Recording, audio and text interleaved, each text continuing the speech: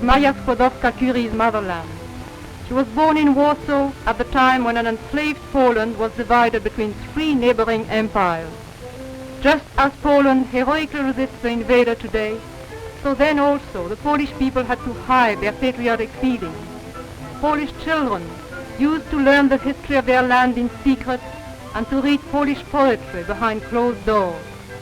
My mother, the little Maria Skłodowska, was a child of that oppressed Poland. In a foreign-dominated Warsaw, she learned this great truth that was to become the motto of her life, that every obstacle, no matter how great, may be overcome by the power of the human will. It was an oppressed Poland that taught her to sacrifice all for the sake of others and for the sake of an ideal. Maria Skłodowska-Curie deeply loved the country of her birth. She became French by her marriage to Pierre Curie. She lived in France and she worshipped France. Yet, till her last day, she remained faithful in her heart to the memory of the Polish countryside and of the noble life of her Polish parents.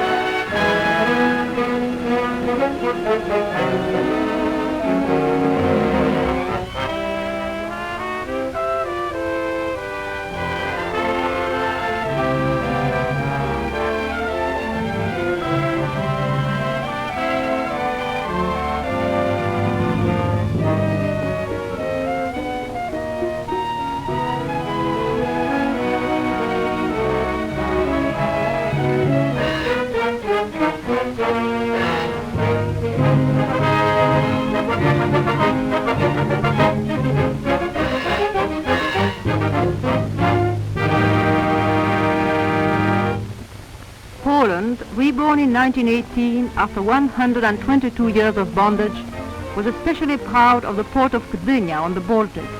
It was evidence of Polish enthusiasm and creative power, of the economic potentialities of Poland. From a small fishing village of a few hundred souls, Gdynia grew in these short years between the two world wars to be a beautiful modern city of 100,000 inhabitants, the fifth largest seaport in Europe and the largest on the Baltic. The liner Batory, now in service as an American transport, was once a fine and modern Polish passenger ship bringing tourists and businessmen from distant lands. Ships that left Gdynia sailed the seven seas and called at ports in 44 countries. Poland's tiny stretch of Baltic sea coast was in 1939 the scene of some of the most heroic episodes of this war, such as the defense of the fortified Westerplatte, where a small Polish garrison held out for 2 weeks against the powerful German Navy.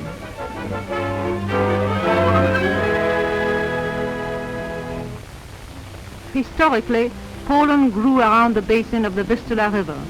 Of the Vistula, that Marie Skłodowska-Curie called my river, this is what she wrote. There is a Krakow song in which they sing, this Polish water has within itself such a charm that those who are taken by it will love it even unto the grave. Here for centuries the Poles time and again had stopped the Germans in their age-old drive to the east. That is why so many fortresses and strongholds were built there. In their shadow are many historic landmarks, cities and cathedrals. The town hall of Świecie dates back 800 years. The Pelplin Cathedral was built in the 15th century and is 600 years old.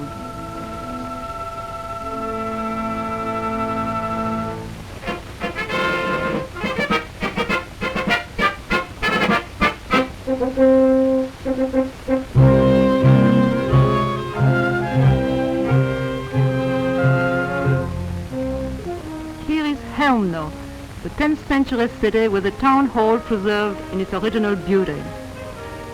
On the banks of the Vistula stands the old town of Toruń. Its old 13th century town hall makes a quaint contrast with the boldly modernistic building that houses the local offices. Nicholas Copernicus, the astronomer, was born in Torun. One of the world's greatest minds, he made the discovery that the Earth moves around the sun. There is an old nursery rhyme about Copernicus. He stopped the sun, he moved the Earth, he was a man of Polish birth.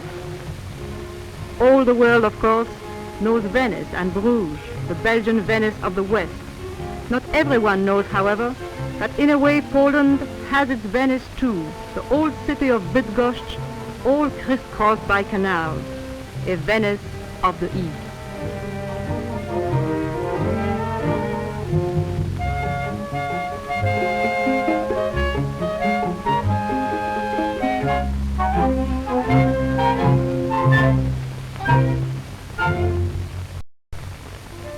The 2,000 years old construction at Biskupin is seen here, proving the Slavonic origin of this land.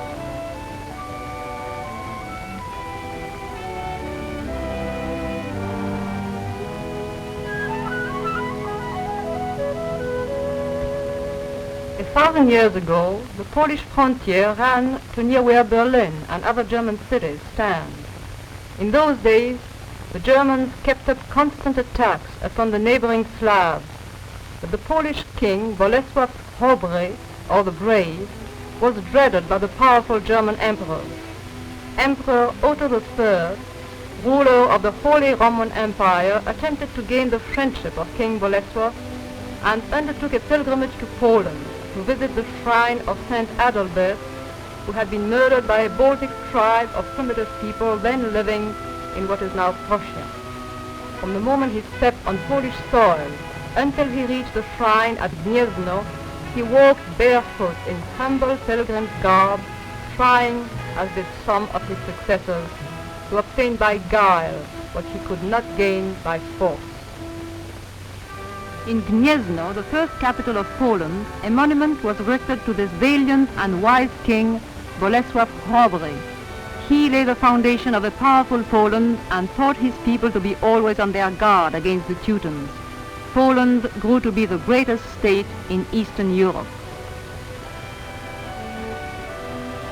The famous oak trees in the park at Rogalin can remember those ancient days. Only 7 of them are left, but each is more than 1,000 years old. Poznan's town hall's foundations were laid early in the 13th century. Its mural decorations include the rampant lion of Bohemia, reminder that the Poles and the Czechs once lived under the same king. Poznań teaches the lesson that a conquered people should never despair.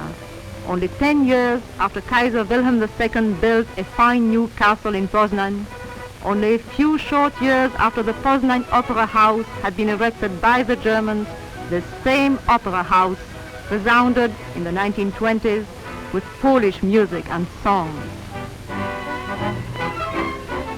Poznań became famous after the last war for its international fair, the 3rd largest in Europe, with 25 nations participating and 3,500 exhibitors.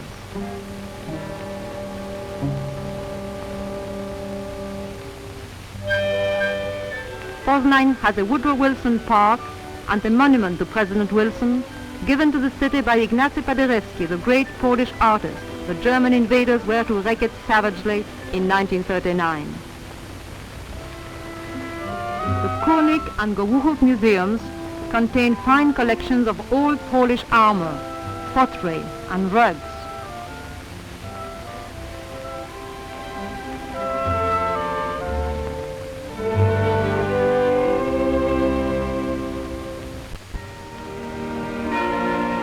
The shrine of Our Lady of Częstochowa is a place of pilgrimages for all Poland and may be called her religious capital.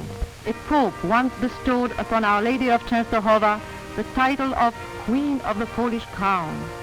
Ever since the 17th century, when the country was freed of invaders by a force of Poles bearing the holy image of the Virgin, a devotion of a national character has been added to the religious cult that the Polish people have for Our Lady of Częstochowa.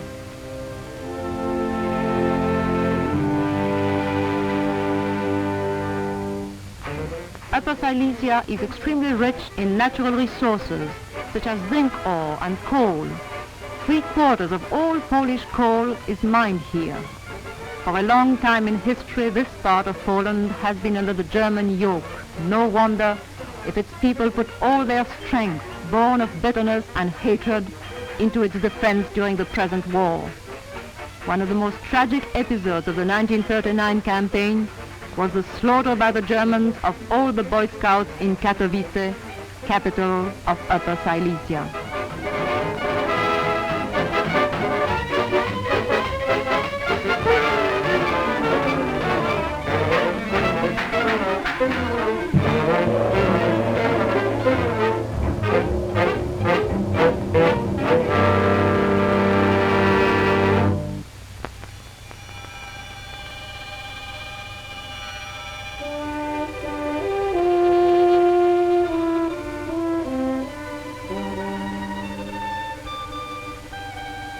Zakopane, in the lofty Tatra Mountains on the boundary line between Poland and Czechoslovakia, was a favorite health and sport resort. In summer, it was the mecca of mountain climbers, while its winter sports season attracted visitors from all over the world.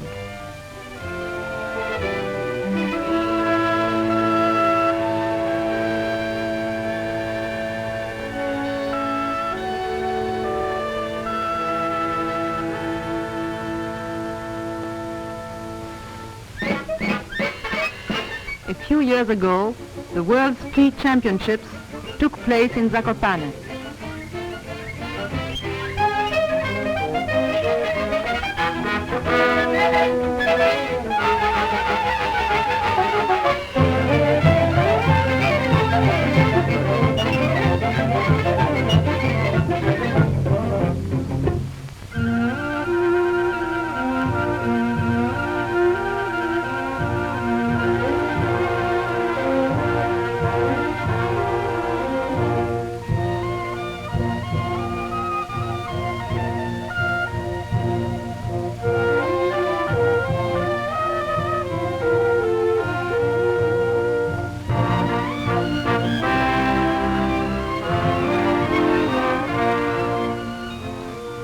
The people of this mountainous country have preserved their quaint costumes, language, and their old peasant dances.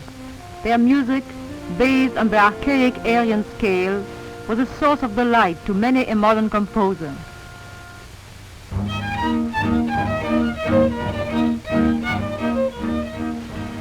To the Poles, Zakopane was much more than a health resort. It was a rendezvous of artists, writers, scientists, and poets who found inspiration in the life of the simple mountain folk, in their legends and tales, in the beauty of their unspoiled land.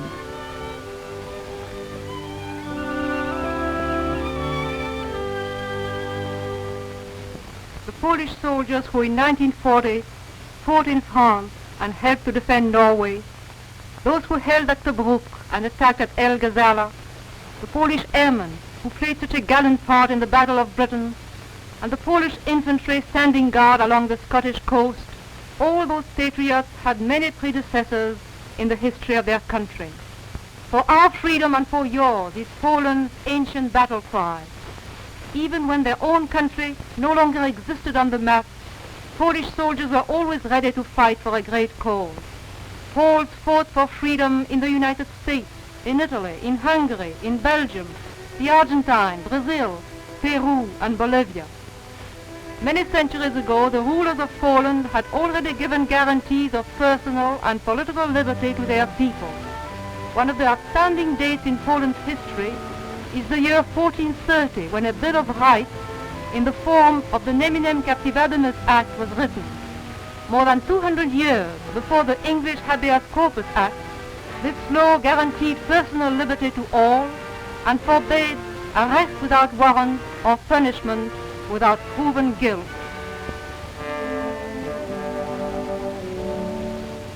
Krakow, capital of Poland from the 14th to the 17th century, is rich in architectural treasures of that period. One of the most beautiful Gothic structures is the Cloth Hall. We might call it the first department store in the world. It was built even earlier than the Cloth Hall of Ypres. In Krakow, we also find the second oldest university in Central Europe.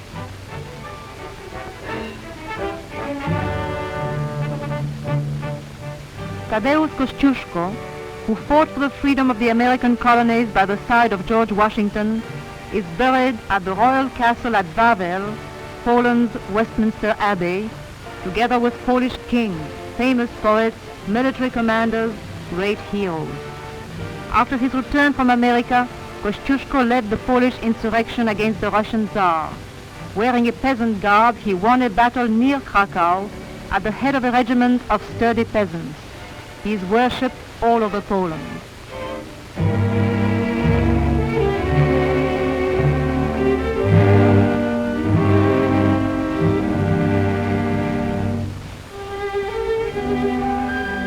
Not far from Krakow, in the picturesque foothills of the mountains, many health and summer resorts were built at Żegiersów and Krynica. In peacetime, the latter was an internationally known spa.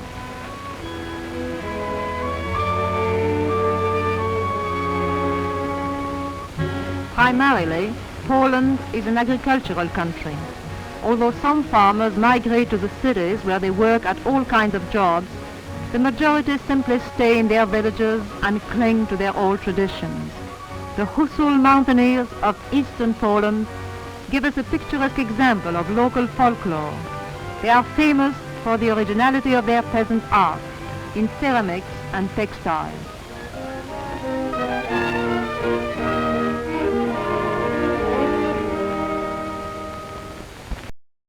Let us go back to the warriors of Poland, to her famous soldiers.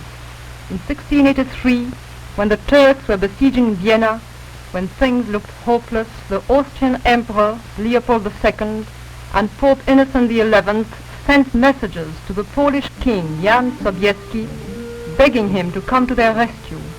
The king arrived at the head of his army and completely routed the Turks. In memory of this great victory, one of the star's constellations is called Sobieski's Shield. Later on, Turkey and Poland concluded a pact of lasting friendship, and Turkey was the only country which did not recognize the partitions of Poland. For more than 100 years, an empty seat was kept at the Sultan's court at all official festivities and diplomatic receptions for the temporary absent Polish ambassador. To King Jan Sobieski, the Poles erected a monument in the city of Lwów, the southern bastion of Polish culture. As is often the case with frontier cities, its inhabitants are the most ardent and devoted patriots. When in 1919 Lwów was in danger of being torn away from Poland, even women and children took up arms to save the town. Some of these eaglets, as the people called them, lie in the cemetery, together with American airmen of the famous Kościuszko squadron who had come over to help save the town of Lwów for Poland. The grateful inhabitants erected a monument to their memory.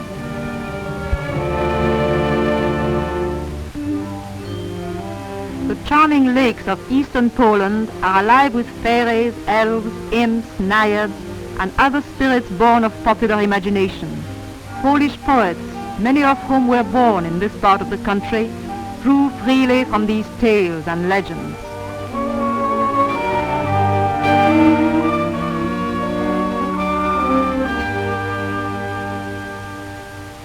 Now here is a true story, not a legend. 600 years ago, a young and lovely girl silenced her love for a handsome prince in order to marry a foreign old man. She was sacrificing her love for her country. The young girl was a Polish queen of French and Hungarian descent by the name of Jadwiga. She married Władysław Jagiełło, ruler of the pagan Lithuanians, so as to bring Poland and Lithuania together. As a result of this marriage, Jagiełło and his subjects embraced Christianity. Very soon, in 1410, the joint armies of Poland and Lithuania defeated the Teutonic Knights of the Cross in the famous Battle of Grunwald. This victory united Poland and Lithuania and showed how a concerted effort can conquer overwhelming force. Wilno, like Lwów, a frontier city, was the birthplace of Polish romantic poetry. Here the great Adam Mickiewicz was born. Wilno has also many architectural treasures of outstanding interest. History tells us that when he first saw the church of St. Mary in Wilno, Napoleon said that he would like to take it back with him to France.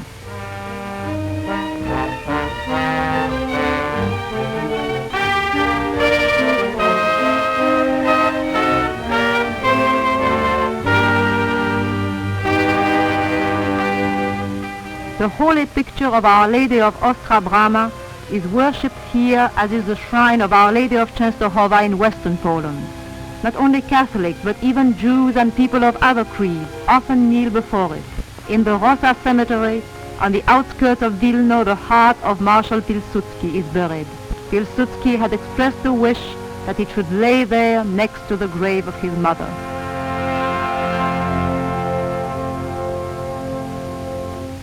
Here we see a famous stud of Arab horses in Janów.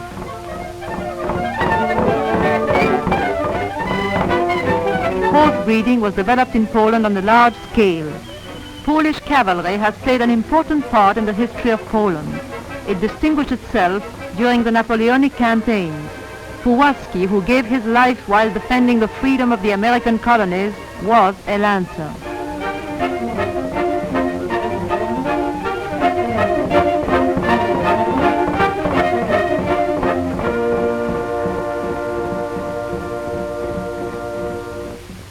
In 1569, an impressive ceremony known as the Union of Lublin further strengthened the ties between Poland and Lithuania.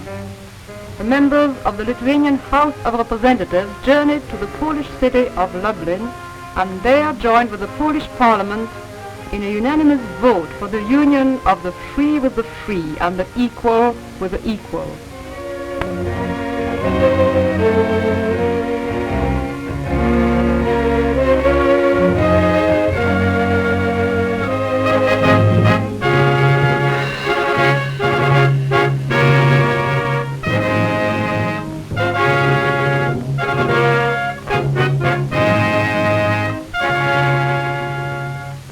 The agreement gave both countries equal rights.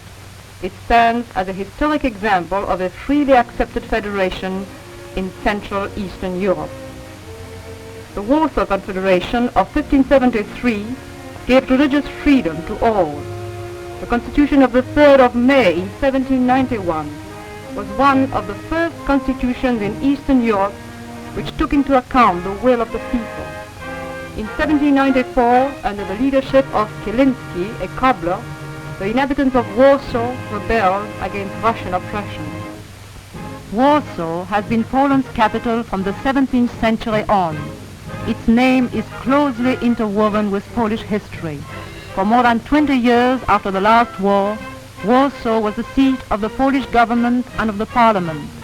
Here in September 1939, the heroic Poles defended their city for 3 dramatic weeks. They only surrendered after all water, food and ammunition were spent. The finest historical buildings and churches in Warsaw have been destroyed by German bombs. The great Chopin was born on the outskirts of Warsaw and studied in that city. To play his music is now forbidden in Poland by Hitler's orders. There are no Polish schools in Warsaw. There is no bread, no milk for Polish children. Every day some inhabitants of Warsaw die of starvation or are tortured in concentration camps. But in every Polish home, no doubt, in homes such as the one where my mother, Marie Skłodowska-Curie, was born, someone today is teaching Polish children in secret. Someone is printing an underground newspaper. In every such home, Polish men and women are making daring plans to help the armies of their liberators of the United Nations. They silently prepare for the day when, after so much suffering, so much fighting, so much waiting, they will again be the citizens of a free Poland.